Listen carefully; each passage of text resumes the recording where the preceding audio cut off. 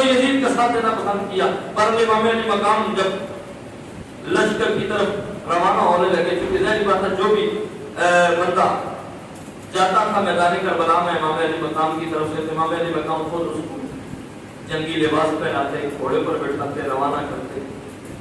لیکن تاریخ نے ایک منظر دیکھا ہے، ایک ایسا معاملہ بھی ہوا ہے کہ حسین کو گھوڑے پر بٹھانے کے لیے کوئی موجود نہیں، امام علی مقام کو روانہ کرنے کے لیے اس وقت کوئی بھی موجود نہیں تھا۔ تو امام علی مقام آل بیت کے خیموں میں گئے، حوصلہ دیا، حضرت زینب کو ساری تاکیدیں کی کہ اس طرح کے معاملات ہیں، اب ساری ذمہ داری آپ کے ہاتھ میں ہے، میری بیٹیوں کا، میرے بچوں کا خیال رکھنا یہ آپ کی ذمہ داری ہے۔ یہ سارے معاملات حضرت امام علی مقام حضرت زینب کو تاکید کرتے ہوئے چلے جا رہے ہیں، اور سیدہ زینب حضرت شہربانو اور دیگر جو آپ کے ازواج مطہرات ہیں یا آپ کی جو بیٹیاں ہیں وہ گڑ گڑا کر کہہ رہی ہیں کہ یا امام آپ اگر جا رہے ہیں تو ہمیں کس کے حوالے کر کے جا رہے ہیں؟ آپ نے صبر کی تلقین کی، فرمایا رسول اللہ صلی اللہ علیہ وسلم کو ہمارا سلام کہنا، حضور کے روزے پر حاضری دینا، یہ سارے معاملات تاکید کر کے حضرت امام علی مقام جب روانہ ہونے لگے تو بڑی خوبصورت ایک چیز میں نے نوٹ کی اور وہ آپ کے سامنے رکھنے لگا۔ امام علی مقام نے جو قبا پہنی وہ مصری تھی، قبا لباس کو کہتے ہیں، جس طرح ہماری قمیض شلوار ہوتی ہے، عرب والے قبا پہنتے تھے، تو جو امام علی مقام نے قبا پہنی وہ مصری تھی۔ امام علی مقام کا جو امامہ تھا وہ حضور کا تھا، دستار حضور کی تھی، اور پشت پر جو صبر امام علی مقام نے رکھی وہ مجاہدین کا، کیونکہ ہمیں یہ چیز سمجھ اس لیے نہیں آتی، ہمیں یہ چیزیں دیکھی نہیں، تو وہ حضرت امیر حمزہ کی تھی، اور جو کمر میں امام علی مقام نے پٹکا باندھا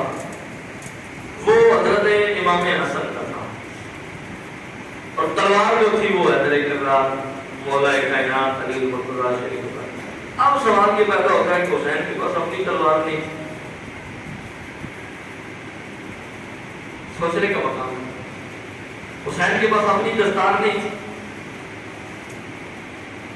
پٹکا باندھنے کے لیے اپنا نہیں تھا، سفر اپنی نہیں تھی جو امیر حمزہ کی رکھ رہے ہیں۔ اس کے اندر ایک چیز حکمت پوشیدہ ہے کہ اصل میں حسین آج کربلا میں اکیلا لڑنے کے لیے نہیں جا رہا تھا، اور امام علی مقام جس طرح لڑے ہیں، امام علی مقام نے یہ سارے الگ الگ شخصیات کے تبرکات اس لیے ساتھ رکھے ہیں، نانا کی دستار رکھی ہے، حضرت امام حسن کا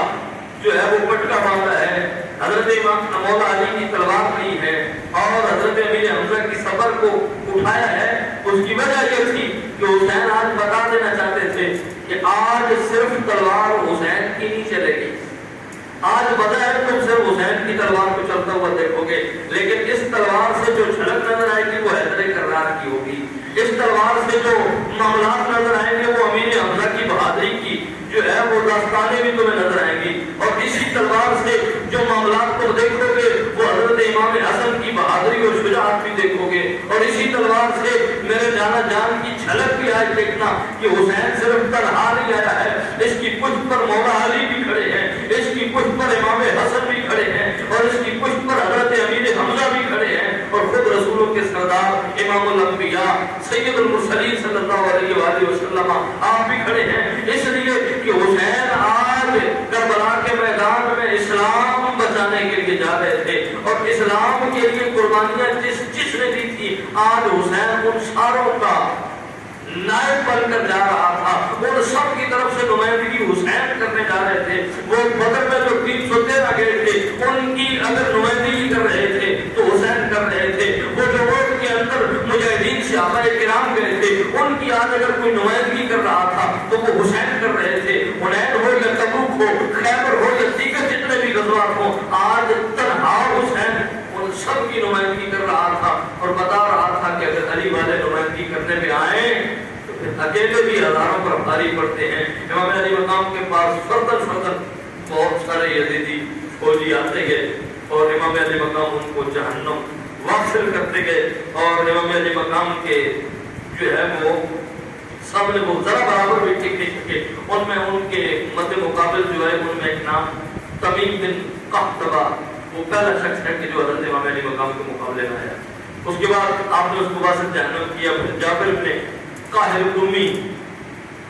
नाम भी बताते हैं कि कौन इमाम अली मकाम के मुकाबले में खड़ा हुआ था। कुम कहाँ पर है? कुम पाकिस्तान में नहीं है, कुम कहीं और है और कुमी कोई और है। तफसीरें इस नाम से कहीं और मिलती हैं। ये सारे मामला ये बड़ी चीजें गहराई तक जाए तो बड़ा कुछ समझ आ जाता है। तो ये जाबर इब्न काहिर कुमी जो था ना, ये इमाम अली मकाम कुम यूनिवर्सिटी कहाँ पर है ये दुनिया जानती है। ये सारे मामला बताने की जरूरत नहीं है। तो वो खड़ा हो गया और उसने मुकाबला किया इमाम अली मकाम का। इमाम अली मकाम ने उसको जानना पसंद किया। एक नाम था बदर बिन सुहेल, ये बहुत बड़ा पहलवान था और उसके 4 बेटे थे। ये बदर बिन सुहेल कहने लगा कैसे नामर्दों को भेज रहे हो? उमर बिन साद को कहने लगा कैसे नामर्द भेज रहे हो हुसैन के मुकाबले में कि वो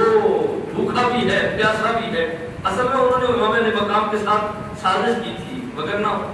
भूख और प्यास से उन्होंने और क्या लेना था। कितना कुछ ये खा जाते 72 लोग जिन्होंने जिंदगी भर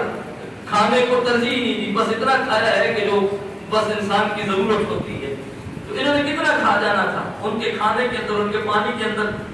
कमी कोई नहीं आनी थी, लेकिन उन्होंने एक दबाव डालने की कोशिश की कि शायद हुसैन भूखा रह के कमजोर पड़ जाए, शायद हुसैन प्यासा रह के कमजोर पड़ जाए। फिर बच्चों पर जब पानी बंद कर दिया गया, खाना बंद कर दिया गया, तो उन्होंने देखा कि इंसान खुद कमजोर अगर नहीं पड़ता तो बच्चों की प्यास, बच्चों की भूख इंसान को कमजोर कर देती है। बड़े बड़े लोग देखे हैं कि खुद कभी नहीं उन्होंने हाथ फैलाया, लेकिन बच्चों के लिए हाथ फैला देते हैं। बड़े बड़े लोग देखे हैं कि खुद गलत काम नहीं भी करते, लेकिन एक नौबत ऐसी भी आती है कि